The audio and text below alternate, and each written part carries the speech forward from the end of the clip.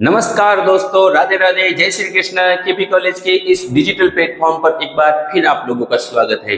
प्यारे बच्चों, हम राजनीति विज्ञान सब्जेक्ट का जो सबसे इंपॉर्टेंट पार्ट होता है पॉलिटिकल थिंकर, वो भी वेस्टर्न पॉलिटिकल थिंकर और उनके थॉट्स और उनके विचार, उनके ऊपर बातें कर रहे थे। और हमारी जो क्रमबद्धता चल रही थी, जिनके अंदर हमने प्लेटो के राजनीतिक विचारों के ऊपर बात की थी, और पिछली क्लास के अंदर हमने अरस्तु को शुरू किया था।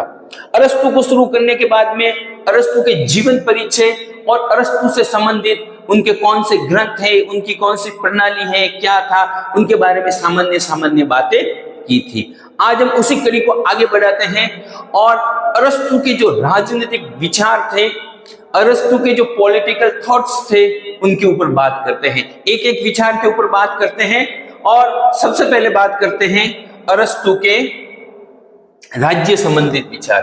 अरस्तु के राज्य के ऊपर क्या विचार थे, उनके ऊपर बात करते हैं। अरस्तु ने राज्य के बारे में क्या कहा, ठीक है ना। देखो, प्लेटो क्या था, प्लेटो ने राज्य के बारे में कहा था एक आदर्श राज्य, और जिसकी स्थापना के लिए उन्होंने शिक्षा, साम्यवाद, दार्शनिक राजा, न्याय, कई प्रकार की बातें बताई थी। अब अरस्तु का राज्य क्या था, उनके ऊपर भी थोड़ी सी बात कर लेते हैं। तो बात करते हैं अरस्तु।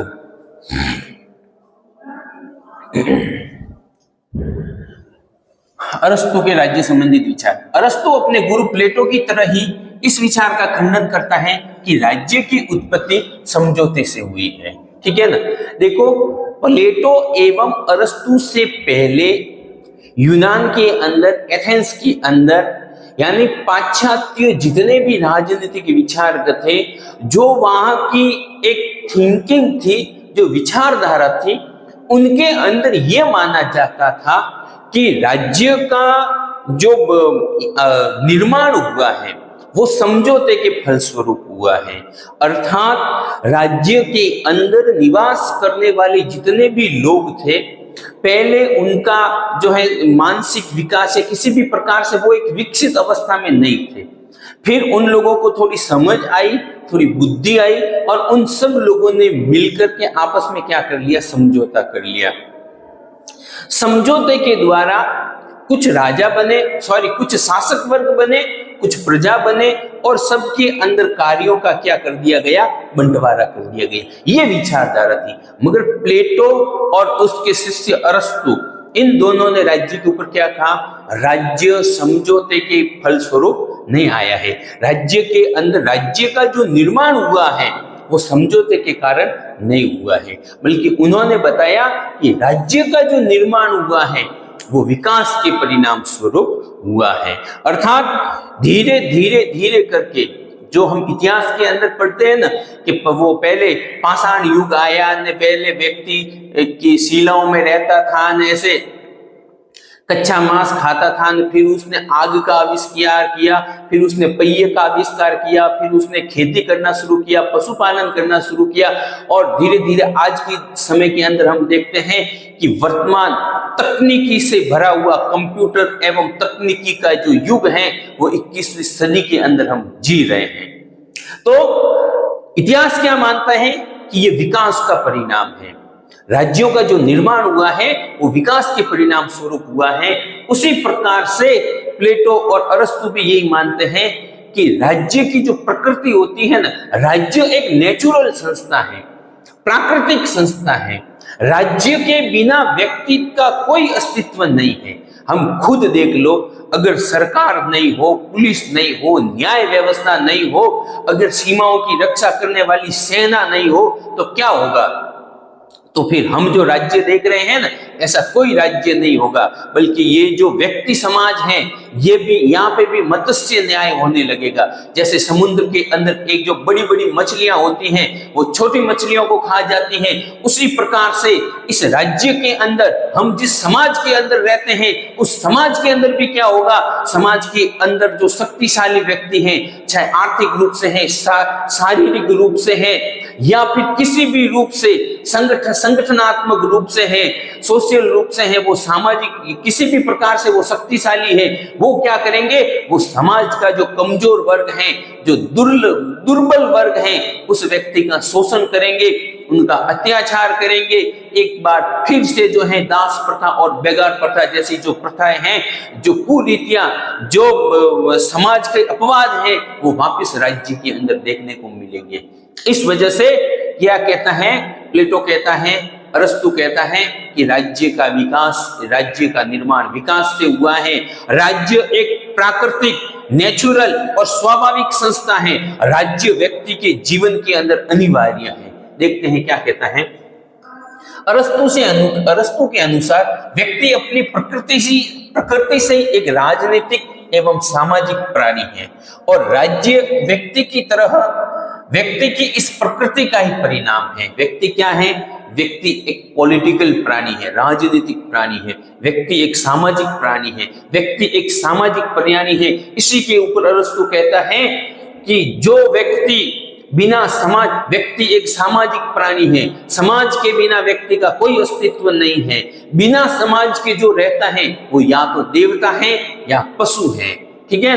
पशु और देवता होते हैं, वो ही एकांत में अकेले रह सकते हैं, बिना समाज के, बिना संगठन के, बिना संघ के, बिना परिवार के, बिना लोगों के, बिना समाज के, ठीक। या फिर जानवर जो है वो जंगलों के अंदर, चिड़िया है, वो भी हम देखते हैं कि पशु पक्षी होते हैं ना, वो भी अकेले नहीं रहते, वो भी जो है अपना, उनका जो समाज होता है उनके साथ में रहते हैं। तो व्यक्ति एक सामाजिक प्राणी है, एक राजनीतिक प्राणी है। राज्य और समाज उसके लिए अनिवार्य है। वह राज्य और समाज जो है वो उसके स्वभाव में है, वो उसकी प्रकृति के अंदर है। उनके बिना व्यक्ति का कोई अस्तित्व नहीं है।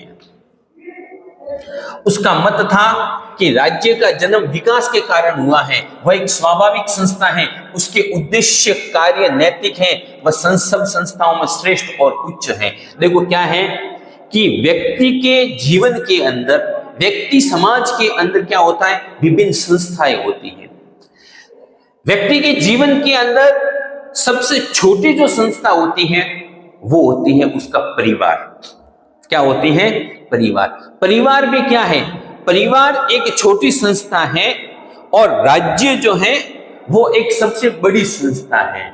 जिस प्रकार से परिवार के अंदर एक मुखिया होता है, परिवार के लोगों के अंदर कार्यों का बंटवारा होता है, राज्य के अंदर भी ऐसा ही होता है। राज्य का भी एक मुखिया होता है, राज्य के अंदर भी कामों, जो कार्य होते हैं राज्य के, उनका बंटवारा होता है, ठीक है ना। तो राज्य क्या है? राज्य एक संस्था है, जैसे परिवार, तहसील, जिला, कुटुंब, ठीक है ना। हम जिस भी कॉलेज में, स्कूल में, संस्था में काम कर रहे हैं, वो संस्था, ये सारे के सारे क्या है? एक संगठन है, संस्था है, जो मिलकर के आपस में कुछ लोग मिलकर के क्या करते हैं, उसको आगे बढ़ाते हैं, उसको आगे बढ़ाते हैं। उसी प्रकार से राज्य क्या है? राज्य सबसे उच्च संस्था है और परिवार सबसे छोटी संस्था है। और इन राज्य एवं परिवार के बीच में बहुत सारी छोटी बड़ी संस्थाएं जुड़ी होती हैं, जिनके साथ में व्यक्ति जुड़ा हुआ होता है। बात करते हैं अरस्तु के अनुसार राज्य की उत्पत्ति जीवन की आवश्यकताओं से होती है, परंतु उसका अस्तित्व सदजीवन की सिद्धि के लिए बना रहता है। अरस्तु क्या कहता है? राज्य की उत्पत्ति होती है व्यक्ति के जीवन की आवश्यकता के लिए। व्यक्ति के लिए राज्य कंपल्सरी है, इसके लिए राज्य बना, मगर उसको सदजीवन मिले, उसको अच्छा जीवन मिले, उसके जीवन में कोई समस्याएं न आए, अर्थात सदजीवन की प्राप्ति के लिए व्यक्ति को लगातार जन्म से मृत्यु तक एक अच्छा जीवन प्राप्त हो, इसके लिए राज्य बना रहता है। ऐसा नहीं है कि राज्य जन्म लेने के बाद में नष्ट हो। राज्य की आवश्यकता व्यक्ति को हर उम्र के हर एक पड़ाव के अंदर, हर एक समय के अंदर रहती है। अरस्तु के अनुसार राज्य का उद्देश्य एवं लक्ष्य आत्मनिर्भरता की प्राप्ति है। राज्य का लक्ष्य क्या है? आत्मनिर्भरता की प्राप्ति। यहाँ पे आत्मनिर्भरता से मतलब है व्यक्ति अपने दैनिक आवश्यकताओं के अंदर, रोजमर्रा के अंदर, हम देखते हैं हम सुबह से लगाकर शाम तक कितनी वस्तुओं का उपभोग करते हैं। तो ये सारी की सारी जो वस्तुएं होती हैं वो व्यक्ति के परिवार के अंदर, उसके कुटुंब के अंदर, उसके गांव से उसको नहीं मिल सकती। ये सारी की सारी वस्तुएं जो हैं उसको अपने राज्य से, और राज्य के पास भी कुछ वस्तुएं नहीं होती हैं तो राज्य क्या करता है, दूसरे राज्यों से, अन्य राज्यों से उसका आयात करता है, जिसको हम कहते हैं इंपोर्ट है। और हम भी हमारे पास में जो वस्तुएं होती हैं उनको हम निर्यात करते हैं। इस प्रकार से राज्य क्या करता है, राज्य अपने क्षेत्र के अंदर निवास करने वाले जो लोग होते हैं उनकी आत्मनिर्भरता के लिए, उनकी रोजमर्रा की जो वस्तुएं होती हैं उनको वो उपलब्ध करवाता है।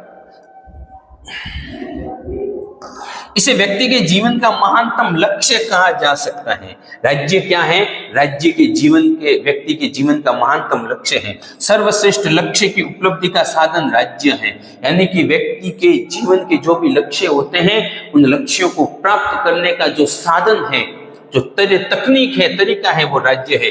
अतः सर्वश्रेष्ठ लक्ष्य की प्राप्ति का साधन होने के कारण भी राज्य व्यक्ति के लिए प्राकृतिक संस्था है। राज्य क्या है, यानी व्यक्ति का जो सर्वश्रेष्ठ साधन है, ठीक है ना, जीवन का, वो राज्य है। राज्य मतलब संस्था, राज्य मतलब समाज, राज्य मतलब लोगों का समूह। देखो क्या होता है, हम थोड़ी सी बात करते हैं ना, व्यक्ति जब जन्म लेता है ना, तो जन्म लेने के ही उसको दूध पिलाने के लिए, उसको नहलाने के लिए, उनका लालन पालन करने के लिए क्या होती है, अन्य लोगों की जरूरत पड़ती है, अर्थात समाज की जरूरत पड़ती है, राज्य की जरूरत पड़ती है। और पूरे जीवन उनको किसी न किसी रूप में समाज की और राज्य की आवश्यकता पड़ती है। और अंत में जब उसकी मृत्यु हो जाती है तब भी क्या होता है, उसको समाज की जरूरत पड़ती है, उसको परिवार की जरूरत पड़ती है, राम नाम सत्य करने के लिए 4 लोगों की आवश्यकता पड़ती है। तो हम कह सकते हैं कि राज्य के बिना, समाज के बिना व्यक्ति का कोई अस्तित्व नहीं है। उम्र के किसी भी पड़ाव में उसका कोई अस्तित्व नहीं है। राज्य तो क्या है, राज्य नेचुरल है, ठीक है ना, राज्य आवश्यक है। अब बात करते हैं राज्य का जन्म कैसे हुआ और विकास अरस्तु के अनुसार।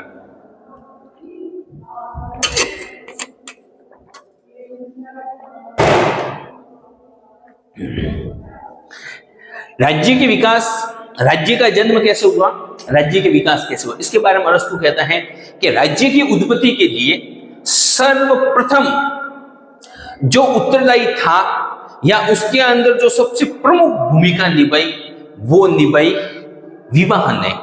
किसने निभाई, विवाह ने। यानी कि अरस्तु कहता है कि व्यक्ति के जीवन के अंदर विवाह नामक ये जो एक रीति होती है, जो रिवाज होता है, ठीक है ना, इसने क्या किया, इसने व्यक्ति को जो है परिवार का निर्माण किया। उसने क्या किया, राज्य के अंदर परिवार का निर्माण किया। अर्थात विवाह नामक जो रिवाज होता है, विवाह नामक जो ये प्रणाली होती है, इसके द्वारा व्यक्ति अपने पति, पत्नी, बच्चे और माता पिता के साथ में क्या होने लगा, विवाह। विवाह से बना परिवार। विवाह किया तब जाकर के परिवार बना। कहते हैं ना, परिवार के लिए क्या आवश्यक होता है, विवाह। तो अरस्तु क्या कहता है, राज्य की उत्पत्ति के अंदर जो शुरुआती तत्व है, जो शुरुआती संस्था है या शुरुआती जो रिवाज है, जो प्रणाली है, वो है विवाह। सबसे पहले व्यक्ति ने क्या किया, व्यक्ति के जीवन के अंदर प्यार हुआ, प्रेम हुआ और विवाह हुआ। विवाह के बाद में क्या बना, परिवार। और अभी हमने आगे वाली स्लाइड में पढ़ा था कि परिवार क्या है, परिवार सबसे छोटी संस्था है, अर्थात संस्थाओं का निर्माण होने लगा। और परिवारों से क्या बने, कुटुंब बने। कुटुंबों से क्या बने, फिर एक परिवार, 2 परिवार, ऐसे करके कुटुंब बनने लगे। बहुत सारे कुटुंबों को मिला करके गांव बने, और गांवों को मिला करके फिर वो तहसीलें ने, जिले ने, फिर एक जो है राज्य रूपी संस्था उभर करके सामने आई। बात करते हैं, अरस्तु ने अपनी पुस्तक पॉलिटिक्स में राज्य के विकास का व्यवस्थित रूप प्रतिपादित किया है। अरस्तु ने अपनी पुस्तक पॉलिटिक्स के अंदर राज्य के जन्म और विकास के बारे में बहुत ही व्यवस्थित चिंतन किया है। राज्य की विकास की श्रृंखला में पहली कड़ी है परिवार। परिवार से ही गृहस्थी अथवा घर का जन्म होता है, ठीक है ना। उसने पहली कड़ी क्या है, परिवार, अर्थात वही मैंने जो बात बताई, विवाह, विवाह के द्वारा परिवार, और परिवार से क्या होता है, गृहस्थी या एक घर का जन्म होता है, जो सबसे छोटी संस्था मानी जाती है। उसके बाद में क्या होता है, परिवार मनुष्य की शारीरिक और मानसिक आवश्यकताओं की पूर्ति करने वाली आवश्यक संस्था है। परिवार क्या है, परिवार व्यक्ति के जीवन की जो मूलभूत आवश्यकताएं होती है, जो छोटी बड़ी आवश्यकताएं होती है, उनको पूरी करने वाली संस्था है। बुढ़ापे के अंदर व्यक्ति की सेवा करने वाली जो संस्था है वो परिवार है। बचपन के अंदर व्यक्ति का पालन करने वाली जो संस्था है वो परिवार है। और भी उसके जीवन के अंदर उसको जो रोजमर्रा की उसकी जिंदगी जीवन होता है, उसके अंदर उसके रोज की जिंदगी के अंदर उनको सहयोग करने वाली, रोज की जीवन के अंदर उनको मानसिक रूप से सक्षम रखने के लिए प्रेम करने वाली जो संस्था होती है वो क्या होती है, परिवार होती है। व्यक्ति को भोजन, कपड़े और मकान भी चाहिए। ये सब एक परिवार के सदस्य मिलकर नहीं उत्पन्न कर सकते। इन आवश्यकताओं की पूर्ति संपूर्ण ग्राम से ही हो सकती है। अतः परिवार से पग पग बढ़ता हुआ मनुष्य ग्राम पर आ जाता है। देखो क्या होता है, व्यक्ति की जो मूलभूत आवश्यकताएं होती है, रोटी, कपड़ा, मकान, तो ये रोटी, कपड़ा, मकान है। देखो रोटी से मतलब है भोजन। भोजन के अंदर हजारों बहुत सारी चीजें होती हैं। हम वो खाना बनाते हैं तो नमक, मिर्ची, हल्दी, धनिया, तेल, ठीक है ना, कितने चाहिए, सब्जी चाहिए, गेहूं चाहिए, वो आटे को पीसने, वो गेहूं को पीसना, फिर वो कई प्रकार के, यानी कि भोजन के अंदर सिर्फ आटा ही नहीं देखते हैं, बल्कि उनके अंदर बहुत सारी सामग्री लगती है। और उनको बनाने के लिए जो है व्यक्ति का परिवार अकेले नहीं कर सकता। तो फिर क्या करते हैं, गाँव के अंदर जो लोग होते हैं, एक जो 50-100-50-200 परिवारों का जो समूह होता है, उसके अंदर कोई तेल का काम कर रहा है, कोई घी का काम कर रहा है, कोई गुड़ का काम कर रहा है, कोई मिर्ची का काम कर रहा है, कोई सब्जी का काम कर रहा है, कोई दूध का काम कर रहा है, कोई अनाज का काम कर रहा है।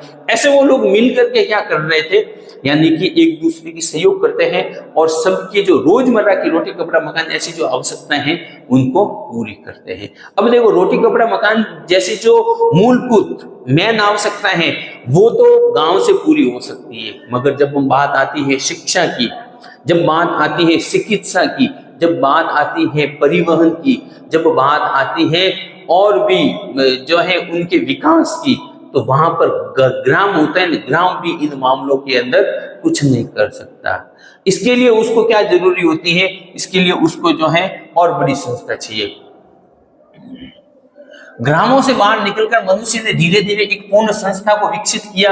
यह संस्था थी राज्य। और ये जो गांव थे, ये गांव ही धीरे धीरे आगे बढ़ते हुए जो है क्या हो गए, एक राज्य के रूप में उभर करके सामने आए। इस प्रकार मानव इतिहास की आरंभ में मनुष्य ने परिवार से ग्राम और ग्राम से धीरे धीरे राज्य का विकास हुआ। सबसे पहले विवाह से परिवार से गांव, परिवार से कुटुंब से ग्राम, और गांव से धीरे धीरे जो है बढ़ते एक जो है एक गांव बने, 2 गांव बने, 10 गांव बने, जिला बने, तहसील बने, और इस प्रकार से जो है एक महान राज्य। यहाँ पे राज्य का मतलब है देश, ठीक है ना, एक निश्चित क्षेत्र जिसके अंदर जनसंख्या हो, शासक हो, एक संप्रभुता हो, ठीक है ना, वो।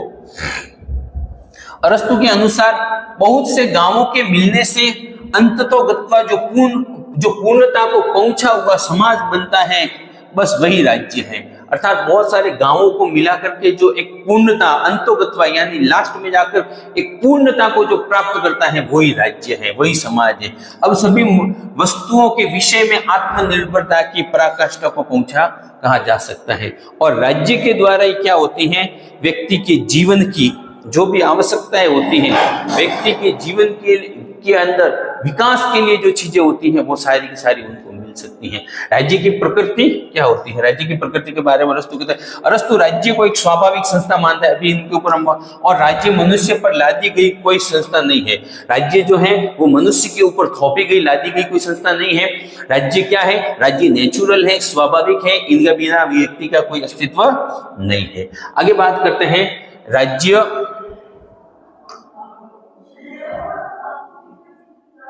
ठीक है ना। राज्य की कुछ विशेषताओं के बारे में बात करते हैं, ठीक है ना। राज्य की कुछ विशेषताओं के बारे में बात करते हैं, राज्य के कुछ लक्षणों के बारे में बात करते हैं। अरस्तु के अनुसार राज्य की विशेषताएं या लक्षण कौन कौन से होते हैं उनके बारे में बात करते हैं। तो पहला लक्षण है राज्य स्वाभाविक समुदाय। अभी हमने बात की, राज्य क्या है, स्वाभाविक है, राज्य के बिना व्यक्ति का अस्तित्व नहीं है।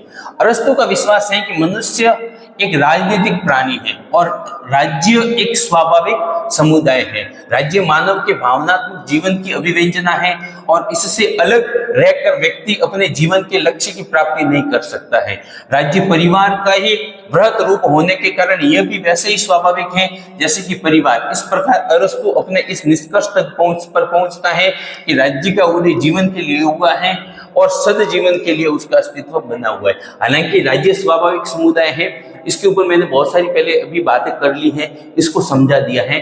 मगर ये जो कुछ 4-6 लाइनें लिखी है यहाँ पे, ये लिखने का ये था कि जो कमजोर बच्चे हैं, जो परीक्षा के अंदर अपनी मर्जी से या अपने हिसाब से नहीं लिख सकते, ठीक है ना, समझाई हुई बातें नहीं लिख सकते, तो आप एक व्यवस्थित नोट्स बना सको परीक्षा में अच्छे अंक प्राप्त करने के लिए, चाहे आप आईएएस के कुछ या आरएस के मेंस वगैरह जिस किसी भी सिलेबस के अंदर, ठीक है ना, ये थ्योरी के रूप में, लिखने के रूप में ये जो अरस्तु है, तो उनके ऊपर लिखने के लिए आपको क्या है, ये मैं नोट्स आपको दे रहा हूं। इसके लिए मैंने इस प्रकार की ये पीपीटी आपके लिए उपलब्ध करवाई। तो राज्य क्या है, स्वाभाविक है, ठीक है ना, और व्यक्ति के सद जीवन के लिए राज्य क्या है, लगातार बना हुआ है। राज्य व्यक्ति से पूर्व का संगठन है, ठीक है ना, राज्य क्या है, व्यक्ति से पूर्व का संगठन है। पहले राज्य फिर व्यक्ति, ठीक है ना, पहले राज्य फिर व्यक्ति। इसके बारे में अरस्तु क्या कहता है, अरस्तु ने राज्य के प्रश्न पर विचार करते हुए कहा है कि राज्य व्यक्ति से पूर्व का संगठन है। ऐसा कहने में अरस्तु का तात्पर्य यह नहीं था कि ऐतिहासिक दृष्टि से राज्य का जन्म व्यक्ति से पहले हुआ। देखो, ऐसा है कि राज्य व्यक्ति से पूर्व का संगठन है, इसका मतलब ये नहीं है कि राज्य का जन्म व्यक्ति से पहले हुआ था, नहीं, क्योंकि राज्य का जन्म तो अभी अभी हमने पढ़ा कि विवाह, परिवार, कुटुंब, ग्राम, इस प्रकार से हुआ। तो फिर उनके कहने का तात्पर्य क्या था, वरन उसके कहने का अभिप्राय यह था कि मानसिक या मनोवैज्ञानिक दृष्टि से राज्य का जन्म पहले ही हो चुका था। अरस्तु का कथन है कि समय की दृष्टि से परिवार पहले है, परंतु प्रकृति की दृष्टि से राज्य पहले है। अर्थात व्यक्ति का जब जन्म होता है तभी क्या है, उसके लिए राज्य अनिवार्य हो जाता है, आवश्यक हो जाता है, ठीक है ना, व्यक्ति की प्रकृति के अंदर और स्वाभाविक रूप से उसके अंदर आ जाता है कि राज्य के बिना जो है राज्य पहले है। राज्य सर्वोच्च समुदाय है, क्या कह रहा है वो, राज्य क्या है, सर्वोच्च समुदाय है। वो की वो बातें, परिवार सबसे छोटी संस्था है और राज्य क्या है, सबसे उच्च या सर्वोच्च समुदाय है। परिवार, ग्राम और राज्य ये सभी विभिन्न प्रकार के समुदाय हैं। प्रत्येक समुदाय की स्थापना किसी भी प्रकार अच्छाई या श्रेष्ठता की प्राप्ति के लिए की जाती है, ठीक है। परिवार है, ग्राम है, राज्य, ये क्या है, सारे के सारे समुदाय हैं, संगठन है। और हर एक समुदाय की स्थापना क्यों की जाती है, अच्छे जीवन के लिए, अच्छाई के लिए, श्रेष्ठता के लिए। परिवार व ग्राम आदि प्रत्येक अन्य समुदाय का उद्देश्य किसी विशिष्ट तथा हीनतर अच्छाई की प्राप्ति करना है, ठीक है ना। परिवार, गांव, ये जो है इनका क्या है, अच्छाई को प्राप्त करना इनका लक्ष्य है, परंतु राज्य का उद्देश्य सर्वोच्च अच्छाई है, ठीक है। राज्य का उद्देश्य क्या है, सर्वोच्च उच्च अच्छाई की प्राप्ति करना है। अतः स्वाभाविक रूप से राज्य समुदायों का समुदाय मात्र ही नहीं है, वरन वह सर्वोच्च समुदाय है। राज्य क्या है, कोई छोटा समुदाय नहीं है, बल्कि सभी समुदायों का समुदाय, संघों का संघ है, सर्वोच्च समुदाय है। राज्य का स्वरूप जैविक है। अरस्तु क्या कहता है, राज्य का जो स्वरूप है वो कैसा है, जैविक स्वरूप है। अर्थात राज्य का जो जन्म हुआ है वो जीवों के रूप में हुआ है।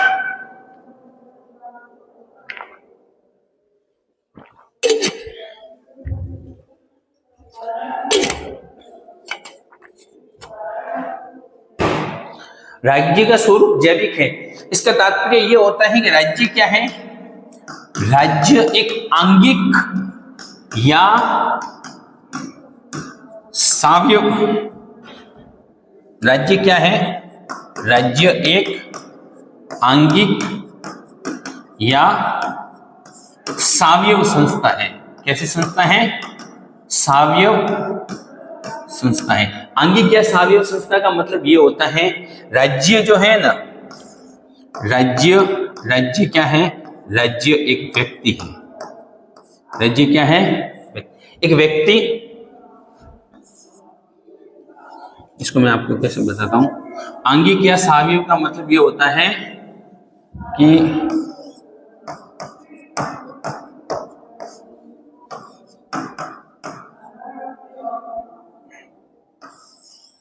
ये व्यक्ति है, ये राज्य है। व्यक्ति किससे बना है? व्यक्ति का जो शरीर है, व्यक्ति शरीर है वो क्या है? अंगों से मिल करके बना है, हाथ पैर वगैरह इनसे मिल करके बना है। उसी प्रकार से राज्य क्या है?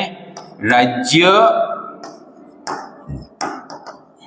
मनुष्यों से मिल करके बना है, व्यक्तियों से मिल करके बना है। अर्थात अरस्तु ये मानता है कि राज्य के अंदर रहने वाले जो मनुष्य हैं, जो विभिन्न प्रकार के काम कर रहे हैं, वो क्या है? इनके अंगों के समान है। क्या है? इनके अंगों के समान है। किनके समान है?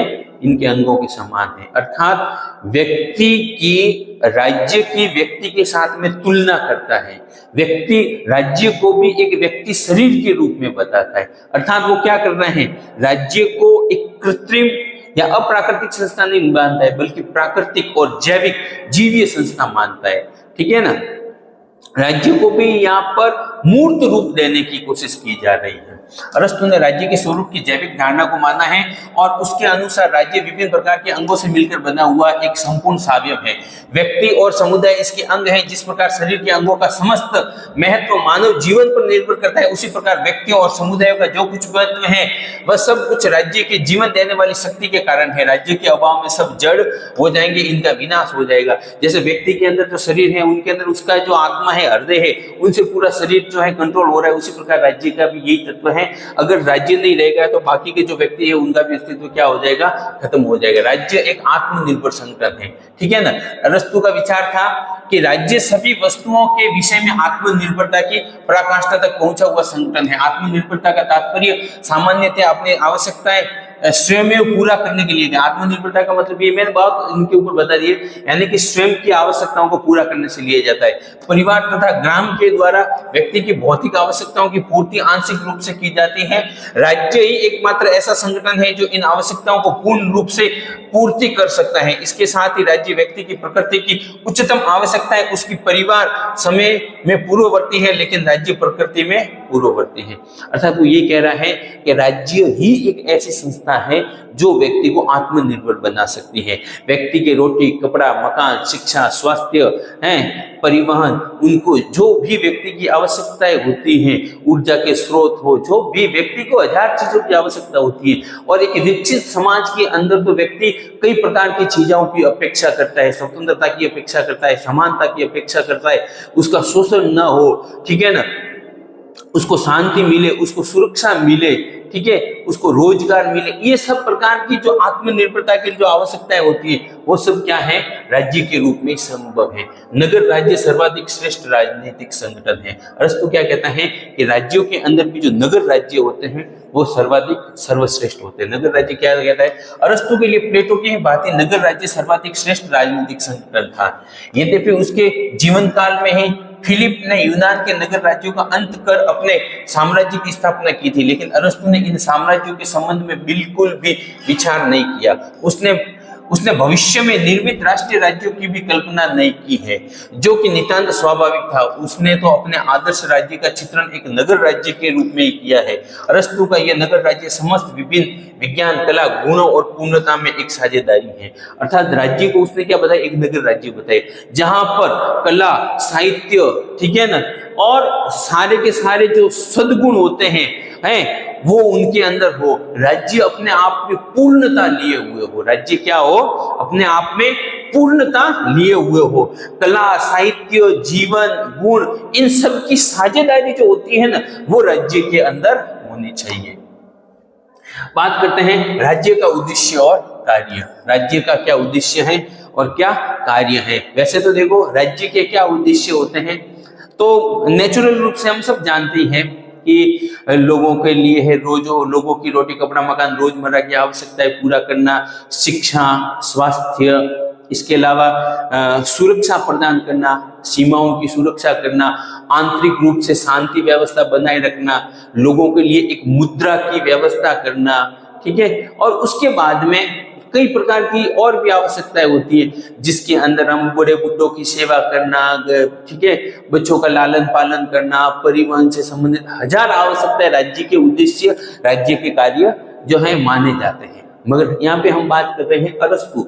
अरस्तु राज्य के क्या कार्य बताता है, राज्य के क्या उद्देश्य बताता है। अरस्तु के अनुसार, ठीक है, अरस्तु का कथन है कि राज्य व्यक्ति के जीवन की सुरक्षा के लिए अस्तित्व में आया और सद्जीवन के लिए अब अस्तित्व में बना हुआ है।